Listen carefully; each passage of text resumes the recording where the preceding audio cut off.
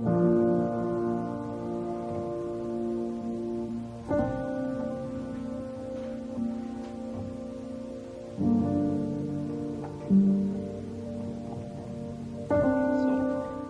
everyone, you're all very welcome.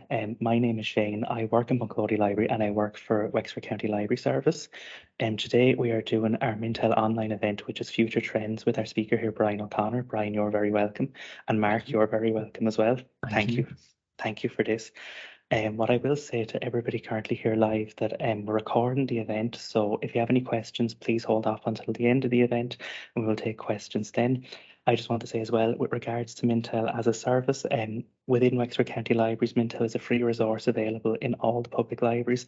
You can come in, you can access it through our public access PCs. Also, if you have any reports that you are particularly interested in, please do get in contact with your local library. We can get the reports you're looking for, we can download them and send them to you via email. So we just want to make sure that you know that. So other than that, I will pass over to Brian and I will let you go ahead if that's okay, Brian. Thank you. Yeah, no worries. Thanks very much, Shane. Let me just share my screen. Okay, there we are. Hopefully we can all see that. Yep. Yeah, fantastic. Well, yes, good afternoon, everyone. Thank you for joining us today. My name is Brian O'Connor. I'm the Senior Consumer Analyst with Mintel Ireland. For those of you who are maybe unfamiliar with Mintel, we are an independent consumer research house with our headquarters based in London, but we produce consumer research globally. And here in Ireland, we produce 27 reports each year looking at how consumers are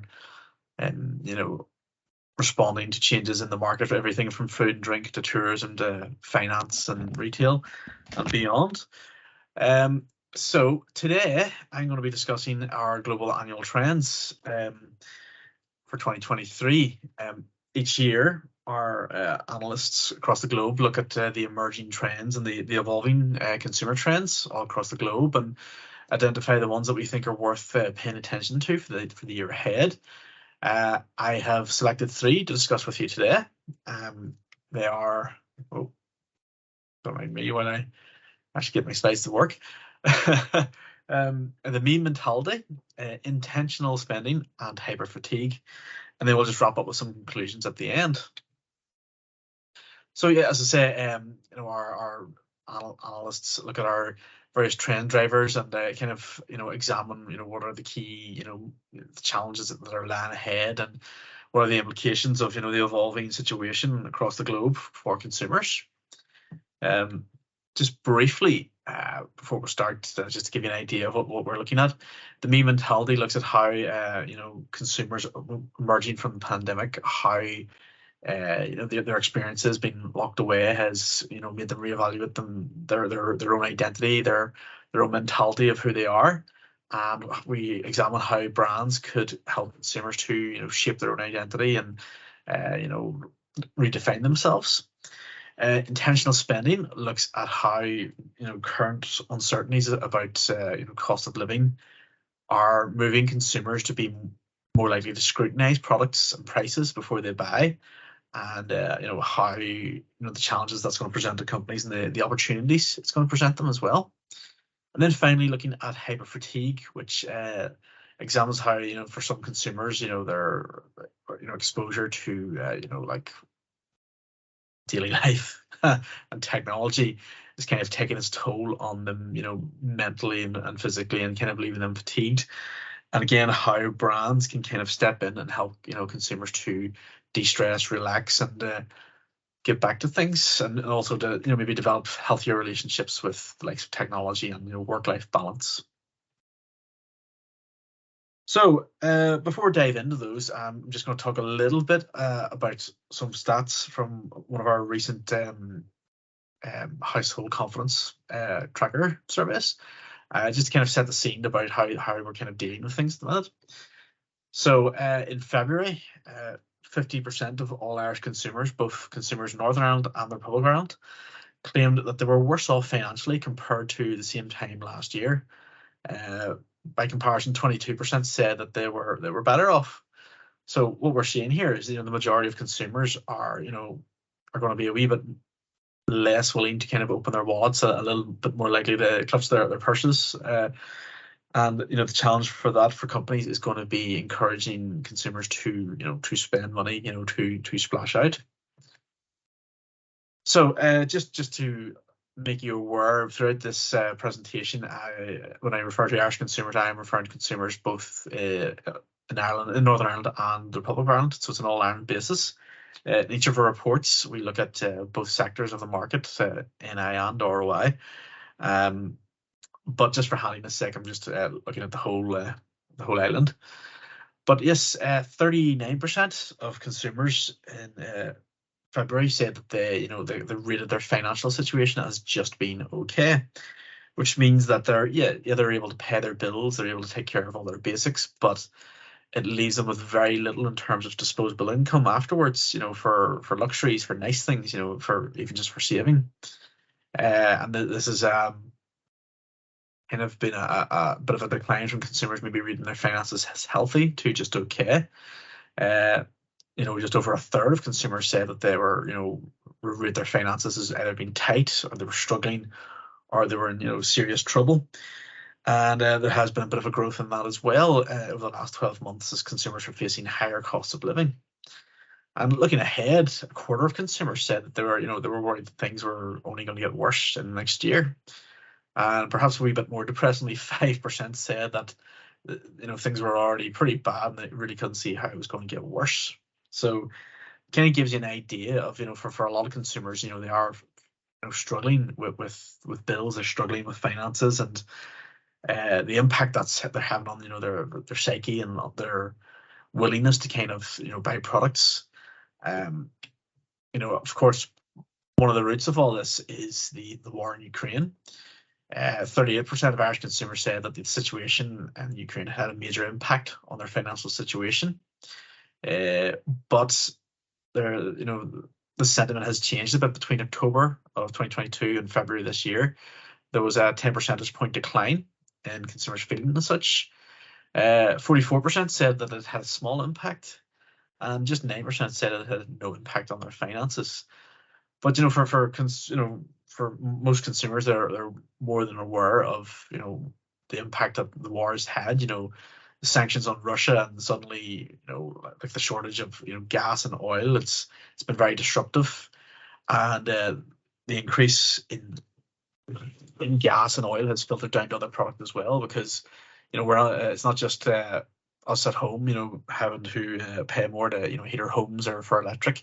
It's businesses too. It's costing them more to like operate their machinery to make the items, to cook the food, costing them more to transport the food. And at the end of the day, they're passing these costs on to the consumer. And we are seeing this.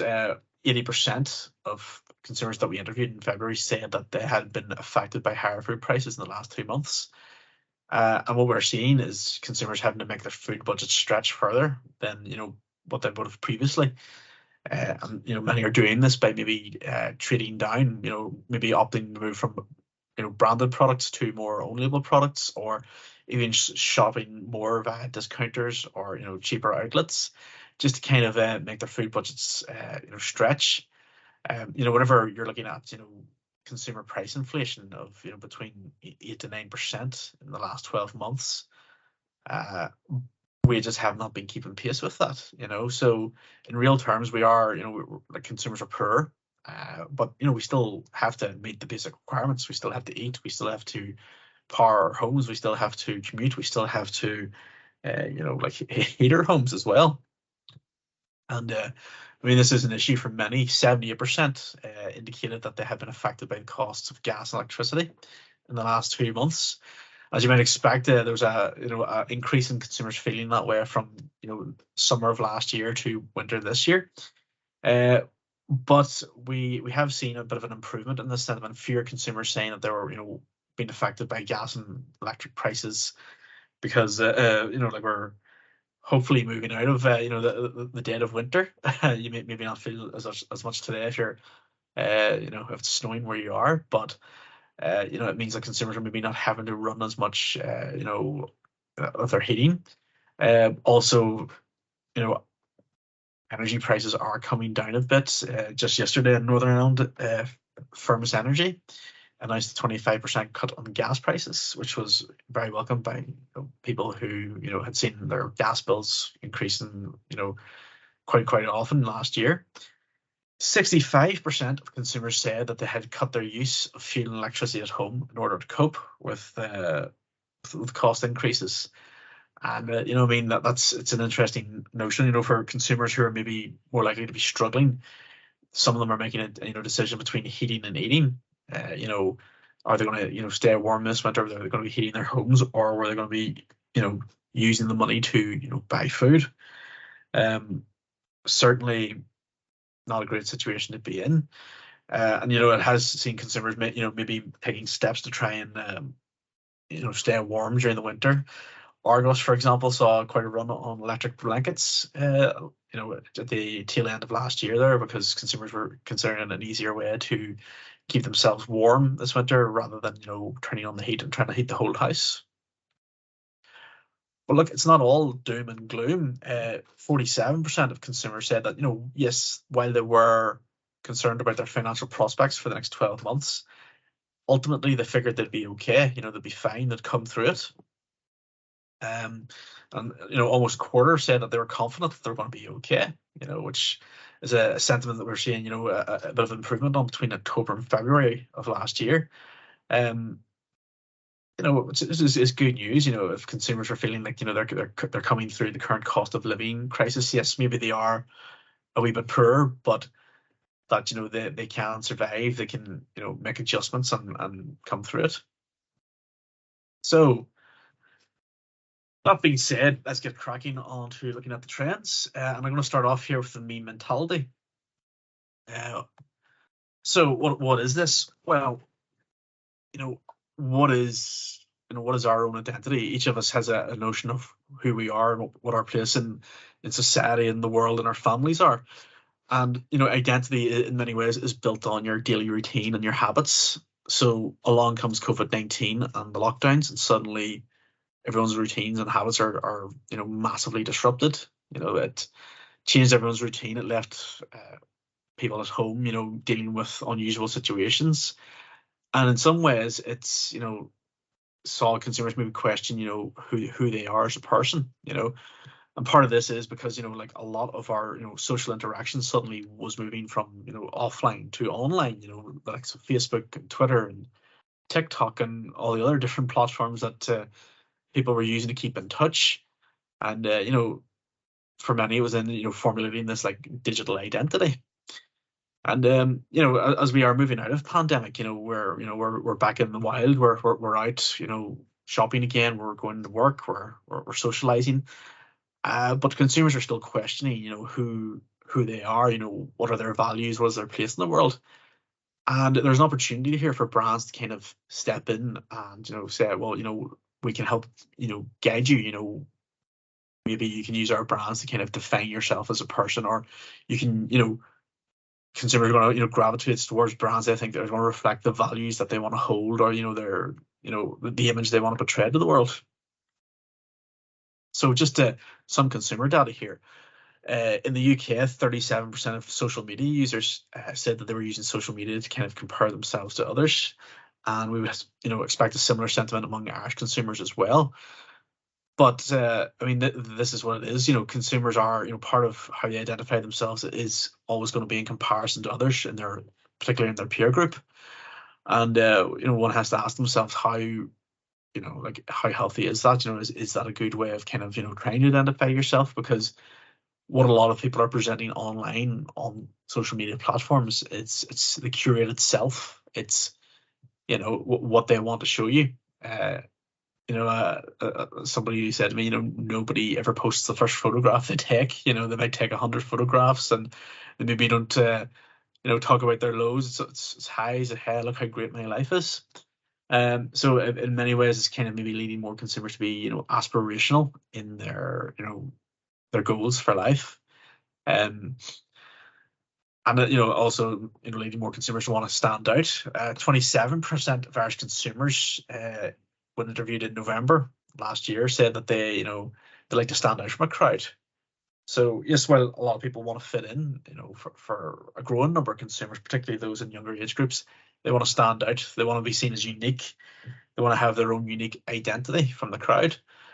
And this is going to be reflected in like the types of products and brands that they associate themselves with. If they want to be seen as like been very into sustainability, or are they going to be aligning themselves with brands that have very strong green credentials that are seen to be helping the environment? Are they going to be throwing themselves into like music or video games or something like that? Is that going to become part of who they are? As I said, like technology is a big part of this. 38% of Irish consumers say that they like to be among the first to try new technologies. And I mean, this is something that we've seen, over the years as well. Irish consumers have a very, a curious nature towards technology. They're maybe always a wee bit skeptical about, the financial aspects of online banking and things, at least that previously were, but they are interested in, trying new things. It's new, it's shiny. They like to have a go at it, and it's going to be interesting seeing how Irish consumers in relationship with social media and online interaction, develops over the next year and moving even further ahead. We have seen over the years, younger consumers are gravitating to, less towards more traditional kind of platforms that were, more text based and more, kind of chatting about who you were, more towards, the photographs, now more towards like video content as well, the likes of TikTok, etc. And then we have, new entrants to the market that are kind of coming up as well, the likes of Be Real and even the metaverse, which is something a wee bit, different. I would say, like the notion that you kind of, work and socialize using virtual reality. How likely Irish consumers are to kind of take that up, I don't really know. But I mean, the prospect is that consumers are interested in these things, and it will help to kind of drive their interest and drive their spending. So a few examples of how we've seen companies across the world reacting to this need for consumers to kind of define themselves. Pinterest, when targeting Generation Z, so very young consumers, have launched this new app called Shuffles, which is mainly targeted towards like creative types and ideas that they can use this to make collages and express themselves. Which what better way to kind of show the world your identity by expressing yourself through art, through creativity. This other one though is kind of more my speed. This company in Argentina called Mal have launched a new service that will allow you to kind of create your own blends of boxed wine. And what better way to kind of I suppose show that you stand out from the crowd and that you're different, that you have your own blend of wine. It's kind of an evolution of like that, the at-home beer craft. This is maybe a wee bit more highbrow because wine is generally seen as being a wee bit more sophisticated, but like it's an example of extreme customization, and consumers really buy into this. And companies that can offer a degree of customization and personalization are going to resonate more with consumers that are looking to kind of stand out from the crowd and to define themselves. So then moving on to hyper fatigue, which is looking at how consumers are responding to the modern day rat race, I suppose. Every day, we're exposed to massive quantities of information and communication and connection, and it generates a lot of noise. The average Irish consumer checks their smartphone about 50 times a day, and for younger consumer groups, that's even more frequently. So we're swimming in a sea of information. There's not all of it's good. A lot of it's going to have a mental impact on us. But again, this trend kind of has its roots in the pandemic. Again, 2020 suddenly we were all kind of forced to disconnect from life. We couldn't go out to visit friends and family members. We couldn't go visit the restaurants, cinema, go to work, just normal things, and slowed everything down for consumers. Suddenly, the debt didn't have the same fear of missing out because everyone was staying at home. And again, we talk about how people reevaluated their identities, kind of made them reevaluate, how they were living their lives. Were they satisfied living, like a life that was, fast paced, all work, all go, or did they enjoy the, taking it easy or taking it slower? But here we are, a year after COVID restrictions have been removed, and most people have kind of gotten back to some sense of normality, or the new normal, where they are plugged back in a sense, and it's leaving a lot of consumers with fatigue, because I mean, not all the news is good. And again, this is where companies can kind of step in and offer products and services to help consumers to maybe develop healthier relationships with technology, or to avoid it, or to just kind of cope with it, if that's products are going to help improve their moods, or the like of that. I mean, some things to watch, like, yes, COVID-19, we are we're post lockdown, but we're not exactly post COVID. For a lot of consumer groups, particularly those in older consumer groups that are more likely to have issues with their health and be more vulnerable to exposure, some people are still kind of avoiding contact. They're still wearing masks, and it's still something that's affecting their mental health, because it's it's a stressor, worrying about all this. And then on top of that, the energy crisis, as I noted, like, consumers are having to deal with more expensive cost of living and prices, and that's only going to contribute to someone's stress. And then heap on top of that just the general feed of bad news that we might get daily, like, that's on a global scale. We live in a small planet now. There's no, like, there's no massive gap between us and people on the other side of the world now. Technology's made everything almost instantaneously happen, and the modern consumer knows that things that are happening overseas can impact not just their like what they're paying for goods, but also like politics at home, and it can kind of create a real sense of anxiety, which is kind of what we're seeing here. In 2021, 40% of Irish consumers reported feeling stressed, and 42% reported feeling anxious. I compare that with pre-COVID levels. It was 25%, 24% respectively. So you can see there, like, again, this is pandemic related, but there was quite a jump there in stress and anxiety. And like, year on year, even before COVID, we were seeing more consumers reporting suffering from maybe work related stress, or family related stress, or worry, just general sense of worry. And this all takes a toll on consumers. And what we're seeing here then is that we're the modern Irish consumer is then looking for ways to actively reduce stress. 7 in 10 of us are saying that we're doing that. So this is where companies can kind of then say, well, let us help you, let us help reduce your stress level. Mintel has a system called Global New Product Database, which evaluates new product launches all across the world. And we have seen an increase in the number of food and drink products and related products that are claiming that they can help improve your mood. What we've said, the mood from food, where it's maybe they might claim to include ingredients that help to reduce stress, or help to kind of lower anxiety, or even just in terms of like a treat or an indulgent. It's like the message being, hey, your life is hard enough, so here, have a biscuit, have a bun, have a piece of chocolate. It'll make you feel better. And consumers do respond to this because it's seen as helping them. It's not just products as well; it's services. It's like taking trips away to kind of relax and distress and wash the stress out of your hair. But also, like, there's a need to disconnect. 40% of Irish consumers in our last smartphone report said that they were actively seeking ways to disconnect from their smartphones during the day. 47% worried about the effect that their use of devices was having on their mental health.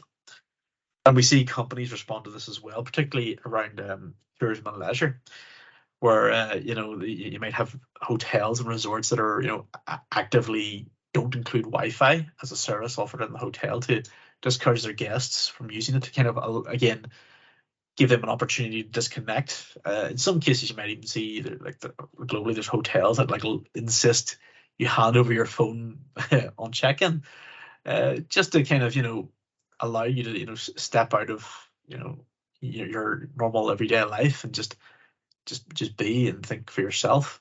Also, a lot more apps about surrounding mindfulness and meditation are in use by consumers. So what we're seeing here is that's it's not just that consumers are stressed, but they are looking for ways to de-stress. And while yes, they're trying to disconnect from technology can still play a role in helping them to improve their well-being. So a few examples here that we've seen across the globe of how companies have been making efforts to reduce help consumers reduce their stress. The supermarket brand Iceland, certainly in the UK, I'm not sure about their Irish operation, but they're offering its customers interest-free loans to help them out with their food shopping at the minute. As we said, a lot of people are struggling to make ends meet. A lot of let's not beat around the bush. More people are using food banks and the like because they can't afford the basics. And what we see here is Iceland, stepping in and saying to their customers, look, we can help you here. It's an interest-free loan, so there's not the stress about kind of ending up paying more than what you're bargaining for. So I mean that's going to help ease the minds of their consumers, but also it's going to improve their brand standing with consumers because they'll have seen have helped them out when they needed it. The other side of this is this company TWT announced it was taking a break from Instagram, saying that it didn't really serve their brand's purpose. It's interesting to see because you have to keep in mind that it's not just individuals that can kind of be affected by information overload online and stress. For a lot of companies, when they're communicating with clients online or potential customers, a lot of those interactions are going to be negative. A lot of them are going to maybe be confrontational, or companies can be targeted by trolls and everything. But there are people behind behind the wall of that, who are managing social media accounts, etc. So companies might decide to say to themselves, if this is not really helping us, if this is just like something that's kind of stress out our staff and take up our time, maybe we need to reevaluate how we're using social media and technology to communicate with our customers. So this is the last one, folks. Intentional spending, which looks at how consumers are increasingly looking for flexibility, durability, sustainability when they're buying products, and how their definition of value for money is shifting a bit. So, as I've said previously, for a lot of consumers, we're facing higher costs of living, we're facing higher prices, we have less disposable income to play around with, and what that means is that what money we do have to spend, we choose to spend it more carefully in these times. Consumers are going to start acting more like detectives. They're not just going to take brands' word for it whenever they're buying products. They're not just going to they're less likely to kind of impulse buy. They're going to take their time, they're going to research, and they're going to evaluate if a product or service is really offering good value for money. Now, when we say value for money, for a lot of people, the knee-jerk association there is to think about the cheapest available option, but that's not the case when we talk about value for money.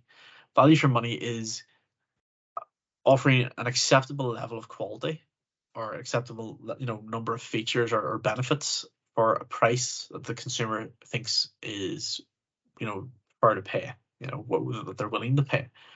And what we're going to see is consumers scrutinizing brands more to prove this. How companies are going to say, right, what's the benefit of this? Why are you better than your competitors? How, like, are the claims you're making going to stand up to scrutiny? And then, again, on top of that, they're going to look for new solutions to kind of save them money, and maintain their standard of living, So, yes, consumers are going to be cutting back and they're going to look for better value for money. But they will still be willing to spend, at least those who are able to, will be still willing to splash out and spend, as long as a company can kind of justify to them the reason for this. Now, what can justify spending for, it's going to be different for each consumer, really. But for example, our latest report on sustainable lifestyles found that Irish consumers are increasingly concerned about environmental issues. So if you want to kind of highlight how your product's sustainable or benefits the environment, that can help consumers to feel more comfortable with spending. Excuse me. I mean, talk about this. Like our limited funds. 7 in 10 of us said that we're trying to stick to a budget as much as we can. But then again, don't we all? Like consumers actually, like they may say they want to stick to a budget, but actually sticking to a budget is a different matter. And a good example of this is when it comes to Christmas. Every time Mintel looks at consumer spending around the Christmas period, it's always the same. We always see quite a lot of consumers saying that they plan to spend less for the Christmas ahead. They want to rein it in and have a more small Christmas. But then whenever you look at how it actually shakes out post Christmas, it's always different. They've spent the same as they did the year before or more, and it's just how it goes. We consumers sometimes they'll plan, but doesn't always follow through. But in times of financial hardship, consumers are more likely to kind of stick to a budget, and there is an opportunity there for companies to step in and aid them in this. A lot of banks via their apps will help consumers kind of analyze their own spending and kind of evaluate where they're putting their money each month, and identify areas where they could be making savings, and that kind of offering is going to be important to a lot of consumers. But as I say, it's not just a case of getting the best, the best price or the lowest price. 69% of Irish consumers said they think it's worth paying more for products of a higher quality. The notion that if you pay more upfront, if suppose that the old saying, you get what you pay for. If you're trying to save money and you're buying cheaper, more like bottom rung items, are you going to get the level of quality that you expect or you need? Is it going to be durable? Is it going to have the same ethical credentials that consumers are increasingly demanding? Is it better to spend a little bit more for a product that is going to maybe taste better or last longer or perform better? And consumers are still willing to do that. Again, it's just a matter of justifying it. Another facet of this is food waste. In the previous packaging report from 2022, we asked consumers what their biggest concern related to packaging and food was, and just under half said, well, at least just under half of consumers in the Republic of Ireland said that food waste was their top concern. Food going off and getting thrown out. Now, I don't have the exact figures in front of me, but I think it's something like the average Irish household wastes maybe 600 euros of food a year. Where which in times of in times of plenty, people might kind of shrug and say, oh well, I'll try to sort that out. But whenever you're maybe struggling to make ends meet, that's a figure that you're going to want to address. And we have seen consumers making changes to the types of food they're buying and how they're shopping for food to reduce their food waste. And it's not only just related to saving money, but it is in terms of sustainability as well, because consumers want to keep food out of landfills. They want to, make sure that they're, not wasting food and, having a negative impact on the environment. But, we have seen more consumers using canned foods, more usage of frozen foods as well.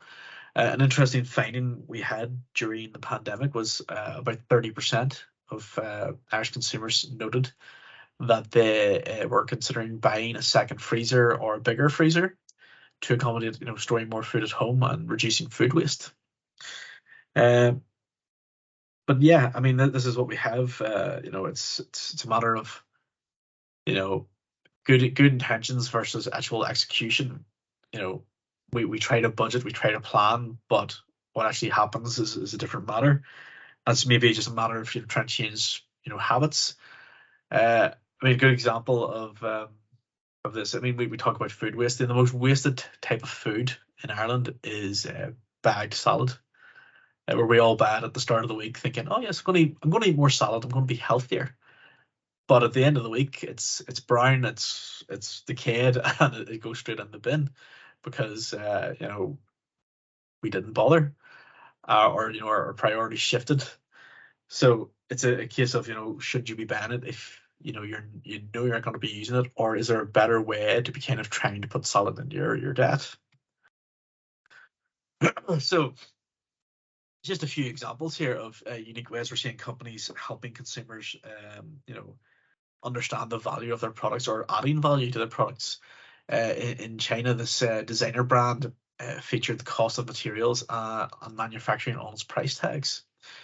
We've seen this type of thing before, where in a effort to be more transparent with consumers, companies have said, right, we'll break it down for you. This is how much we've spent on materials. This is how much our labor costs are. Here's how much transport is, etc., etc. So if a product is more expensive, it's a wee bit more premium, consumers can kind of see where the money, where what they're paying is going, and you might see this trend kind of increase in the, again in the year ahead, because we lately in the media we're hearing stories about how like energy companies have maybe tripled profits, etc. In the last year whenever they've been putting up prices, and the questions are being asked, well, is this negative profiteering? Is this kind of companies exploiting a crisis to make money? And that skepticism might be turned more towards other consumer goods. So this level of transparency will help to engender trust between brands and consumers. Another example here is SmartGuard, which is a company that takes discarded or unused makeup items and uses it to upcycle it into art materials for children, which again, is going to appeal to consumers who are looking, to be more sustainable, because it's taking things out of landfill, it's making use of them, but also it's creating something that is going to have a positive impact on children. It's art supplies, art materials and art pack. Art is a good way to help develop a child's imagination, to engender creativity, and just old-fashioned fun as well. But this also ties into the notion of the me mentality. It's a company offering something that's going to help children to express themselves, and that's going to add value in that regard as well. So folks, you'll be pleased to hear that's the end of it. Just a few conclusions then. Empowerment is going to be important. Consumers they're more skeptical, and they're feeling maybe a wee bit more put upon by economic pressures, and the response to this is going to be to try and empower themselves, if it's by redefining their identity, but also expecting more from the products they're buying. Simplification is going to be important. As we noted in hyper fatigue, there's a lot more information been thrown at consumers every day, a lot more noise, and it can make things feel a wee bit messy and confusing. Ultimately, when we're marketing to companies are marketing towards consumers, it's communication. Communication is always most effective when it's simple and straightforward. And this is where brands are going to need to look at, simplifying their message, making it straightforward solutions and just helping consumers out as best they can in terms they can understand. And finally, then looking at value, brands need to be better at communicating, both, explicit values and implicit values. Consumers want to get more bang for their buck. They're going to want to feel that, what limited cash they have to spend is being spent well.